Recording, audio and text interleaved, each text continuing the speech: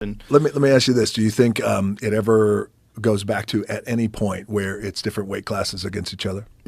it could. Some wild organization in Russia, I'm sure, is doing that right now.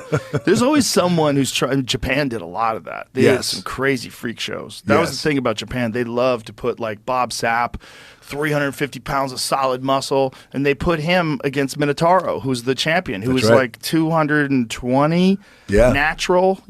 But Minotauro won. It was one of those cases where jiu-jitsu prevailed over a larger, scarier opponent. But there's a moment in that fight where Bob Sapp, at the beginning of the fight, pile drives Minotauro. I remember that. And he fucked his neck up for years. His neck was probably never the same again after that fight. Wow. I played against Bob Sapp. In football? Yeah. Yeah, he was fucking giant. Giant. Like a cartoon. He didn't even look like a real person. And the body. Yeah. Yes, insane. 370 with abs. Yes. Yeah, you would see him and you would go, what? Like when he was across the ring in Pride, that's what they loved. They loved that freak show aspect of it. That Bob Sapp standing over there, just not even looking like a human being, looking like a character in an Avengers movie. Yeah. Look at the size of him. This is the round one. So this is Bob Sapp. So Minotauro shoots for a shot. Bob Sapp picks him up, drops him on his head, bro. On his fucking head. God. I mean, insane. And Minotauro's got to be in agony. He's going again. There. Yeah, but he got a hold of the leg this time to stop that. But I mean, it went back and forth, and then Minotauro, he hits the switch. And eventually gets on top of Bob Sapp at the end of the fight and gets him in an armbar. But it was a grueling encounter. Yes. Spent a lot of time on his back getting beaten up by this enormous, super powerful dude. Incredible. And then did Bob gas out? Bob gassed out. Yeah. I mean, Bob was so big. I mean, the cardiovascular requirements of someone who's that big. I mean, Jesus Christ. But also, Minotauro's jiu-jitsu was next level. Yeah. Just super next level. He was really one of the first Brazilian jiu-jitsu black belts to have an elite guard. So like when you were if you were on top and he was on his back, you were in still dangerous waters. Yes. Because this guy was just an elite black belt in jiu-jitsu. And for jiu-jitsu, when he caught him in this armbar, it was the biggest win ever. I remember me and my friends were watching this. After coming back from that. Look at this.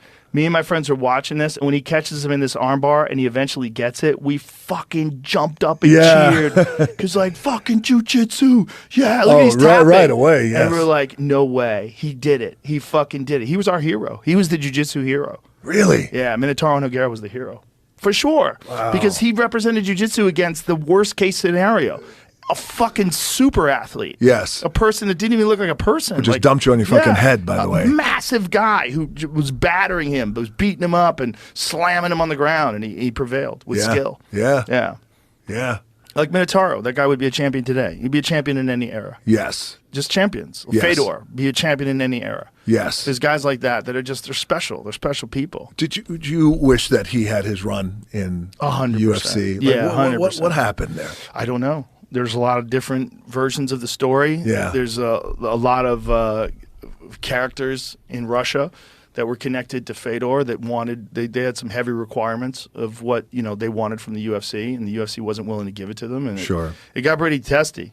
It got dangerous. It got there's some real people over there. Yes. Some real dudes. But I feel like that's the fight business. Mm-hmm. That's really the fight business from Russia, too. Yes. I mean, these are hard men, and Fedor was the hardest. That motherfucker never changed his expression. He was beating people into a bloody pulp, and he looked like he was sipping tea. The same. Yes. He was a special guy. That mentality, Oh, man. my God. He was a special guy. He fought Kevin Randleman, and Kevin Randleman suplexed him on his neck, just threw him through the air and slammed him on his neck, and within moments afterwards, Fedor had him in an armbar. Moments afterwards. Just a machine. He was a machine. And stoic and deceiving, deceptively, right? Because even Kevin Randleman, just the body. Oh my God. These guys who look like a gazillion dollars, a god. And you have Fedor, who just had like a fucking sloppy body, looked like he just ate a bunch of potatoes and drank beer, big old roll of fat, and just fucked everybody up. So here's the fight. And you look at Fedor, that does not look like the best fighter in the world when you look at his body. Unbelievable. But if you look at his movements, his movements were fucking perfect. Yes. He had such good striking, too. And he was so elite on the precise, ground. Yeah. And he was one of the first, guys who could do everything. Ground and pound, stand up, blast you standing up. Here's the slam.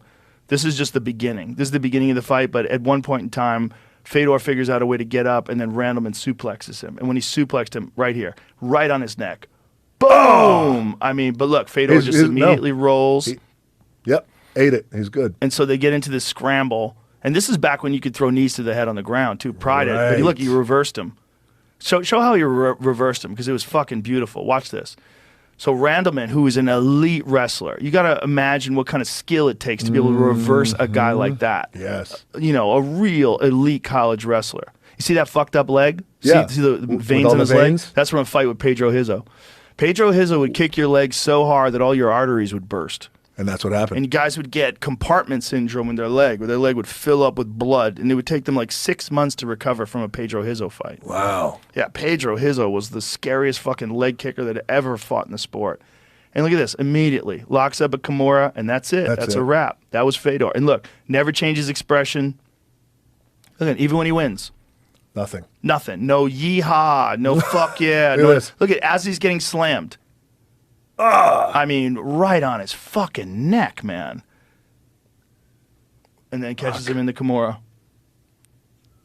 I mean, that was Fedor. He figured out a way to win against anybody. And for a period of time, he was the greatest ever. I don't know. Yes. It's you got to look at guys when they were at their best. And Fedor, in pride, was one of the greatest of all time, if not the greatest heavyweight ever. Yes. Yeah. He was a monster. I always wish he had that run. I do too. You know? Him versus Brock Lesnar would have been fucking insane. It would have been fucking insane. Him versus Cain Velasquez would have been fucking insane. When Cain was at the top, Cain's another one. There's an argument when Cain was at his very best, like when he beat Brock, when Cain was just destroying everybody. There's an argument that he's the greatest. But his run was less because he was so tough that he broke his body.